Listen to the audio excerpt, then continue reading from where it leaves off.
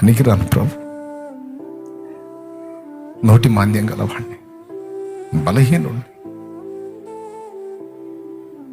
నేనెందుకు పనికొస్తా ప్రభు అని తన అయోగ్యతను ప్రకటించాడు. సీమోనో రా అని కార్యం చూపిస్తే, ప్రభా ఇంత కార్యం చేశావు, నన్ను వెంట పెట్టుకోవాలనుకుంటున్నావా? నువ్వెక్కడ, నేనెక్కడయా? నువ్వు పరిశుద్ధుడివి, నేను పాపాత్ముడిని, తగను, నీకు తగను ప్రభు.